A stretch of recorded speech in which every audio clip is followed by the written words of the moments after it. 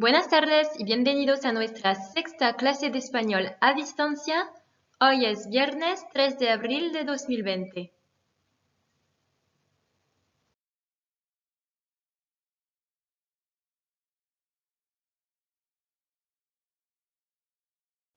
Alors, nous allons revenir sur la séance précédente. Donc, pour aujourd'hui, vous aviez 2 exercices à faire en ligne sur espagnol facile, un sur l'imparfait et l'autre sur le passé simple.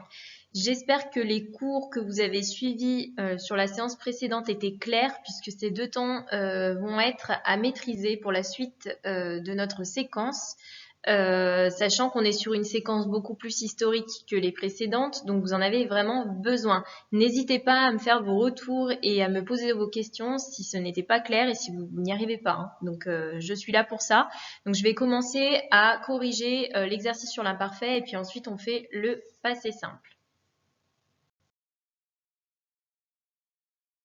Pues corrección de los dos ejercicios. Donc, premier exercice, il s'agissait ici de un petit récit hein, d'une dame qui racontait son enfance et on vous demandait d'utiliser l'imparfait, qui, je vous le rappelle, se dit pretérito imperfecto en espagnol. Alors, première phrase, cuando era niña yo, c'était le verbe ir qui est un irrégulier, donc ça faisait yo iba de vacaciones a España.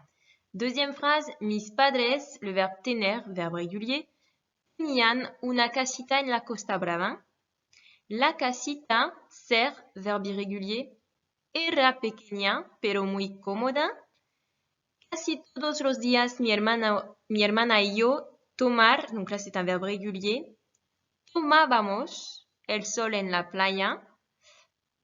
Phrase 5, y a veces yo, c'était le verbe nadar, le verbe nager qui est régulier, nadaba sola en el mar.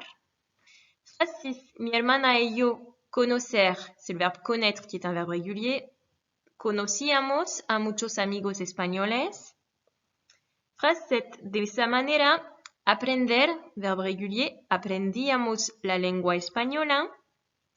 Los domingos, mi familia y yo cenar, verbe régulier, c'est le verbe dîner, je vous rappelle qu'on l'a déjà vu. Cenábamos en un restaurante. Los otros días, mamá preparaba la cena en casa. Et phrase 10, y después de la cena, papa nos compraba un helado. C'est le verbe comprar, le verbe acheter, qui est un verbe régulier. Donc, je vous rappelle qu'à l'imparfait, tous les verbes sont réguliers à l'exception de 3 qui sont ser, ir et ber. D'accord? Donc, ser qui faisait era, ir qui faisait iba et ber qui fait beia. Tous les autres sont réguliers, donc on a une terminaison pour les verbes en AR en ABA et pour les verbes en ER ou IR en IA. Voilà. Donc rien de très compliqué. Je rappelle également que l'imparfait sert à faire une description, à éventuellement parler d'un contexte ou d'une habitude dans le passé. Voilà. On passe à l'exercice suivant. Donc là, il fallait utiliser le passé simple, c'est-à-dire el pretérito indefinido. On peut aussi dire pretérito perfecto en espagnol. Donc voici l'exercice. Première phrase, el año pasado ganar el la medalla de oro de los Juegos Olímpicos. Donc là, c'était le verbe gagner, qui est un verbe régulier. Hein. De toute façon, c'était que des verbes réguliers ici. Donc, vous aviez à trouver gano. Attention, il faut absolument que l'accent soit mis sur le O. Sinon, ça fait je gagne. C'est du présent. Donc, attention à bien mettre l'accent sur le dernier O. Gano. Et donc, petite astuce également, pour repérer quand on est dans le passé, vous avez certains indicateurs temporels qui vont vous mettre sur la piste. C'est-à-dire que là, ici, dans la phrase, on avait el año pasado, qui veut dire l'année passée, l'année dernière. Donc, c'est-à-dire qu'on parle bien d'une action qui est terminée. Donc, pour une action terminée, on utilisera le passé simple. Deuxième phrase, là aussi, on a un indicateur temporel qui est ayer. Ayer signifie hier. Donc, on avait le verbe recibir, yo, un mensaje de correo electrónico del sitio anglaispacile.com. Donc, ayer, yo, recibí, et il faut bien mettre l'accent sur le dernier i, un mensaje de correo electrónico del sitio anglaispacile.com. Phrase 3, anoche. Anoche veut dire hier soir. mis amigos comer una pizza en el restaurante. Mis amigos comieron una pizza en el restaurante. Donc le verbe comer, c'est un verbe en ER, donc hieron pour la terminaison. Hein, c'est ellos le sujet. Mis amigos, on aurait pu remplacer par ellos. El mes pasado, le mois dernier, llamar nosotros a la compañía telefónica para que arreglaran el teléfono. Donc pour dire appeler ici, llamamos. Alors, petite précision, hein, vous voyez que c'est les mêmes terminaisons que le présent, c'est-à-dire amos. Donc, qu'est-ce qui va faire qu'on va qu'on va savoir si c'est du passé ou du présent? Bien, c'est le contexte. Et en l'occurrence, ici, c'est l'indicateur temporel el mes pasado, le mois dernier. Hein, donc, on voit bien qu'on est dans un contexte passé, une action qui est terminée, dans laquelle, ici, il s'agissait du sujet nous qui avons appelé la compagnie téléphonique pour qu'ils puissent régler le téléphone. Hein, arranger, régler, dépanner, ici on traduirait arreglar par ce sens-là. Donc, llamamos en 1999 estudiar tú en la Universidad de la Ciudad. Donc là, on a une date très précise. Hein, et c'était le verbe estudiar, donc ça donnait estudiaste. El pasado miércoles, la policía apresara a 2 ladrones que se hacían pasar por agentes de seguros. Donc, mercredi dernier, hein, el pasado miércoles veut dire mercredi dernier, la police, et c'était le verbe arrêter, détenir ici, hein, emprisonner, apresar, ça donnait donc apreso a 2 ladrones, veut dire à arrêter 2 voleurs qui se faisaient passer pour des agents de sécurité. Voilà. Et hacían ici est donc de l'imparfait. On décrit un contexte. On les a arrêtés parce qu'ils faisaient telle et telle chose. Hein. Anteayer, qui veut dire avant-hier, visitar yo al doctor porque estaba enfermo. Anteayer yo visité al doctor. J'ai rendu visite au médecin parce que j'étais malade. Hein, donc ici, on a un contexte, le fait d'être malade, on a décrit la situation dans laquelle se trouvait la personne, et l'action qui en a découlé, qui est finie, c'est le fait de rendre visite. Donc ici, on met le passé simple pour rendre visite. Anoche no terminar nosotros el trabajo. Estábamos muy cansados. Anoche no terminamos nosotros el trabajo. Estábamos muy cansados. Donc, nous n'avons pas fini le travail hier soir. D'accord? Et pourquoi? On vous donne une explication, ici en utilisant l'imparfait puisqu'on décrit un contexte. Estábamos muy cansados. On était très fatigués. Nous étions très fatigués. El año pasado, donc l'année dernière, pasar ellos las vacaciones en Francia. Ellos pasaron las vacaciones en Francia. Donc l'année dernière, c'est une action qui est terminée. Ils ont passé les vacances en France. D'accord?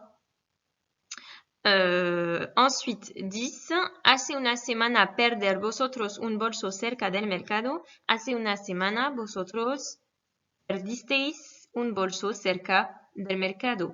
Donc, c'est il y a une semaine, la semaine est terminée, vous avez perdu un sac près du marché. Alors, vous vous rendez compte que là, dans toutes les phrases que j'ai faites, j'ai surtout utilisé du passé composé parce que nous, en français, on utiliserait dans ces cas-là plutôt du passé composé. Hein.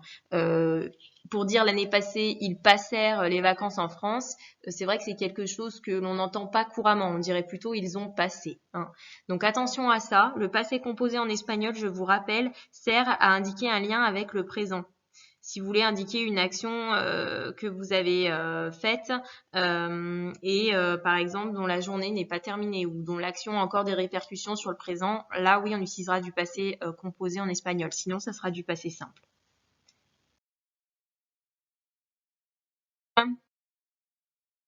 Alors nous allons travailler sur un nouveau document qui est un document de compréhension orale. Je vous laisse le chercher sur YouTube. Vous allez avoir le lien qui s'affiche en bas de votre écran. Il est aussi dans la description de la vidéo sur YouTube et également en suggestion en haut à droite de votre écran. Et la première question que je vous pose, c'est Indica cuál es el tema. Donc je vous laisse regarder le document et vous m'indiquer quel est le thème de ce document. On se retrouve ensuite pour la correction.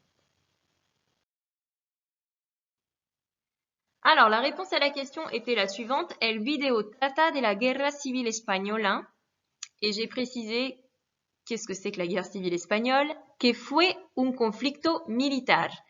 Alors, la vidéo donc traite de la guerre civile espagnole qui donc fut un conflit militaire.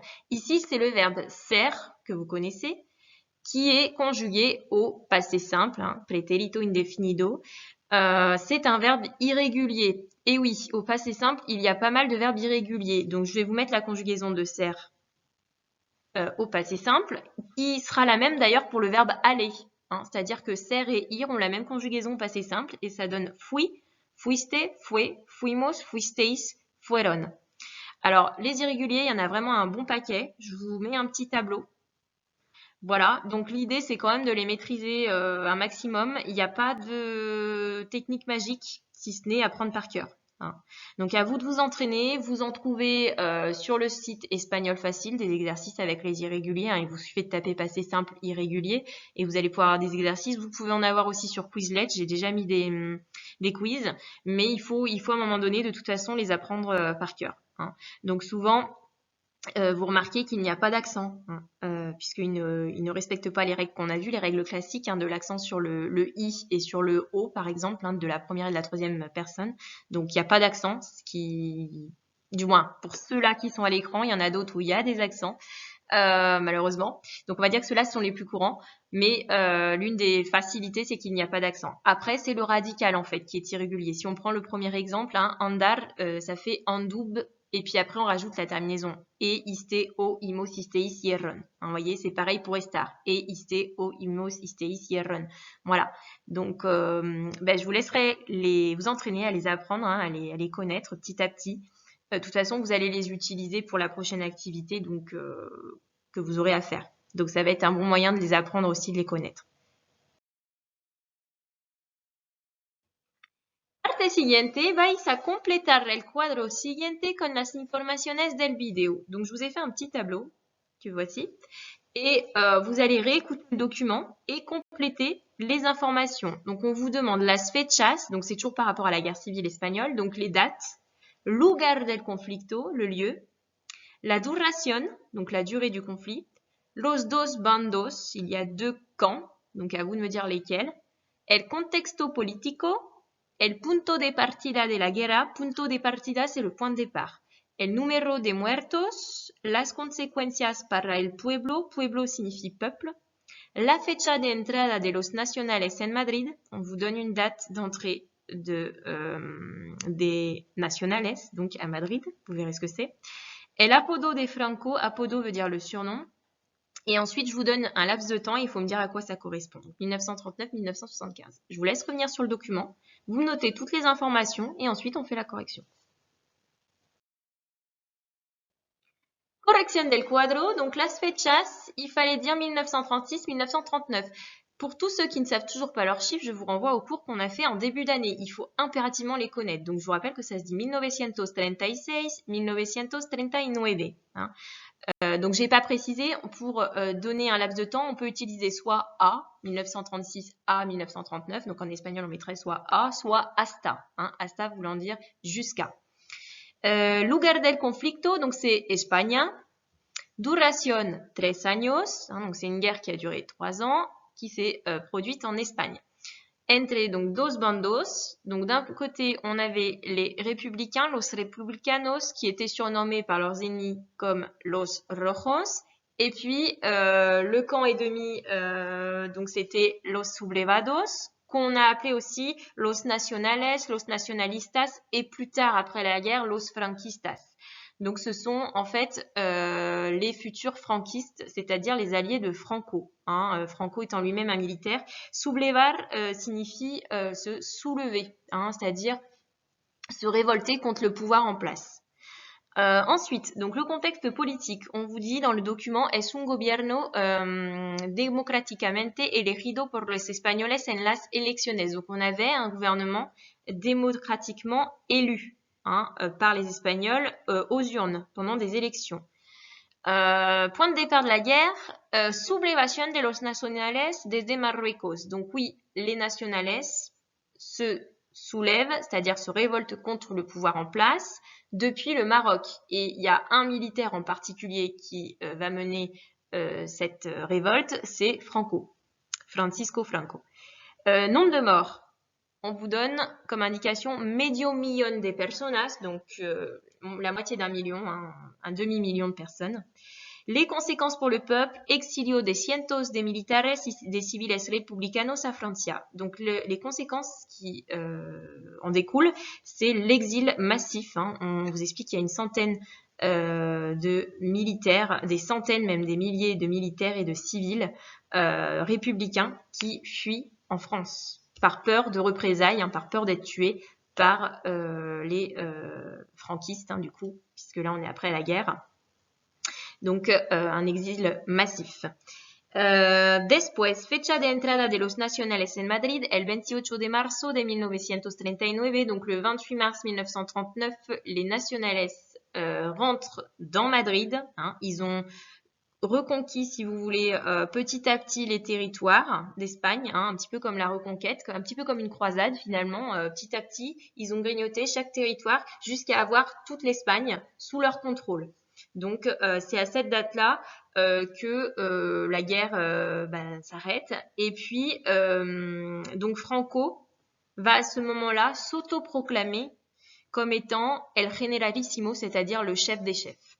D'accord ? Apodo veut dire surnom. Et donc la dernière information à trouver, c'était donc le nom de la période, ou plus ou moins que signifiait cette période, 39-75. Eh bien, c'est ce qui a donné naissance à la dictadura franquista, qu'on a aussi connue sous le nom de dictadura de Franco. Donc c'est la dictature de Franco, ou dictature franquiste, qui a duré jusqu'à sa mort, jusqu'à la mort de Franco, qui était donc le dictateur, qui a duré près de 40 ans, durante 40 años. Voilà pour cette vidéo qui vous donne un petit peu les informations de contexte. Y terminamos con los deberes. Donc pour mardi 7 avril, je vais vous demander de réaliser un petit résumé de la vidéo à partir des informations du tableau et des verbes suivants.